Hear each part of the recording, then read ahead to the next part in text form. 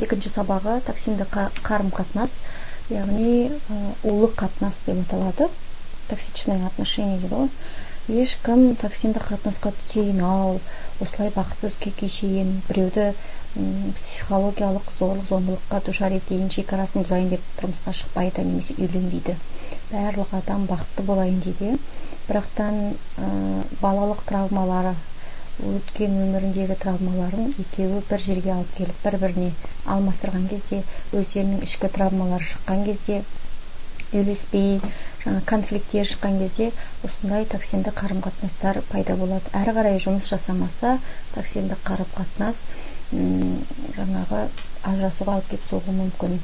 Енді бірнеше сұрақтар берейін, тест ретінде. Ауызша сіз қаламмен, ручкамен қағаз алып жазып отырыңыз. Егер де тест мен ауызша берген сұрақтарға бесеуіне келіссеңіз, онда оны оңай түзетуге болады. Просто әңгімелесу арқылы түзей саласыздар. Егер де бесеуден 10-ға дейінгі болса, 8, 9, 10 болса, онда кәдімгідей ашық, дұрыстап күйеуіңізбен сөйлесу керек, немесе өзіңіздегі минустарды тауып, соны қарастыру керек. Себебі токсинді қарым-қатынасы тек қана күйеудің ғана кінәсі емес, әйелдерде де болады. Оны қазір атап өтемін. Егер де оннан көбірек болып шықса, онда отбасы психологтарына, отбасы психотерапевтеріне баруға кеңес беремін. Бірінші, отбасылық өмірде адамның қаражат табуына байланысты құрмет көрсетілмейді. Нағыз отбасыда құндылықтарыңызға сай бір-бірлеріңіз жақсы көресіздер. Ал жаңағы токсичный отношение де, улы қарым-қатынаста күйеуің жақсы тапса жақсы қарайсың, немесе әйелі жақсы десе жақсы қарайды, жақсы тамақ жасаса жақсы қарап, мән береді, махаббатын береді. Ал егер де күйеуі дұрыс таппаса, тағы да ұрыс шығарады, жек көреді, ең жаман адам сол деген сияқты қарым-қатынас жасайды. Яғни құрметтену, құрметсіздік, сыйламау, оны тек қана сол материалдық жағына қарай берешегіне қарай ғана құрметтейді. Екінші, сіз қарым-қатынаста көп салым саласыз, яғни материалдық болсын, рухани болсын, қандай да бір салым, ресурс сіз көп бересіз, ал оның есесіне еш нәрсе алмайсыз. Одан кейінгі келесі үшінші, қолдау жоқ. Тіпті қолдау жоқ екенін сезе тұра, сіз қатты қиналған кезде көмек сұрай алмайсыз. Сұрағыңыз келеді, бірақ сұрай алмайсыз. Көмектеспейтінін, атқа жасайтынын біліп тұрсыз. Осы токсичный отношениенің тағы бір белгісі. Одан кейінгі үнемі контроль жасау, үнемі күйеуің қайда жүр, қайда, кіммен не істеп жүр, үнемі занят сол адамның мен ғана миыңыз бос болмайды. Сол адам жайлы ойланасыз. Немесе күйеуіңіз сіз жайлы. Қайдасың, не істеп жатсың, не істедің, контроль. Әрбір ісіне контроль жасау. Тамақ жасаған кезде контроль жасағаны. Жалпы осы контролировать еткені осы токсичный отношение жатады. Әрине, ер адам әйеліне бас-көз болу керек, есеп сұрау керек, бірақтан шектен тыс контроль жасау осы ол қатынастың белгісінен.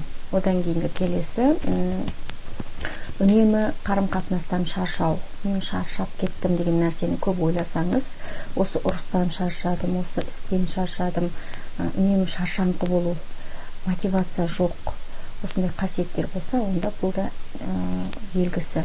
Ескертейін, егер адам өзі самомотивирование дейді, өзі мотивациясы бар, өзі білімді, өзі саналы болса, есейген тұлға болса, қанша жерден тырыспасын, токсик адаммен токсичный отношениеде өмір сүргеннен кейін ол бірте-бірте артқа тартылады. Яғни бірте-бірте құлайды, бірте-бірте өшеді, сөнеді.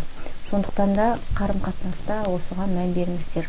Одан кейінгі келесі, құрмет, сыйластық мүлде жоқ. Бір-бірін қалай болса солай атайды, бір-бірін мазақтайды, мазақ етеді, келек етеді.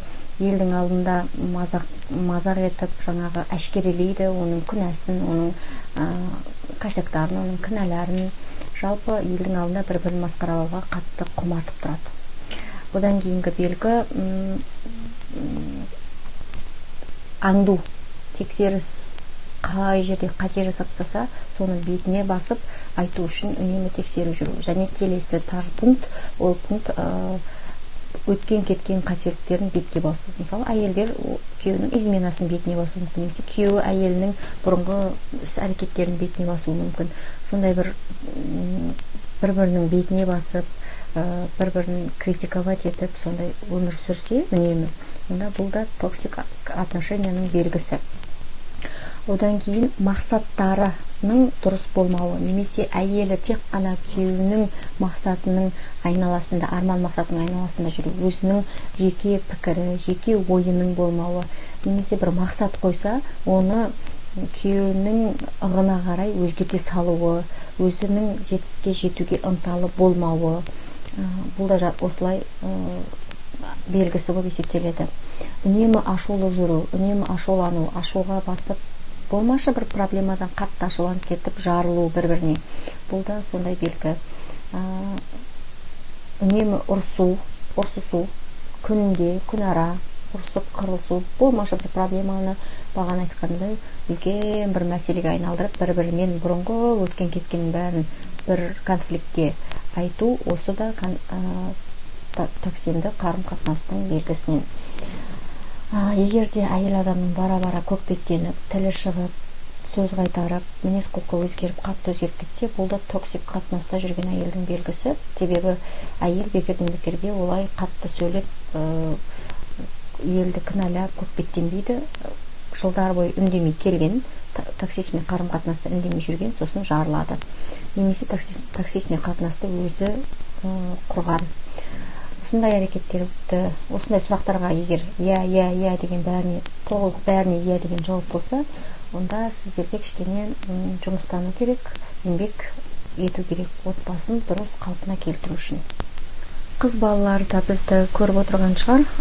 Қыз балалары жігітпен сөйлескен кезде токсинді қатынаста екенін қалай білуге болады? Жігіт қатты контроль жасайды, әлі күйеуіңіз емес, бірақ дөрекі сөйлейді, сізді қызғанады, әйелі сияқты жекеменшік жасайды.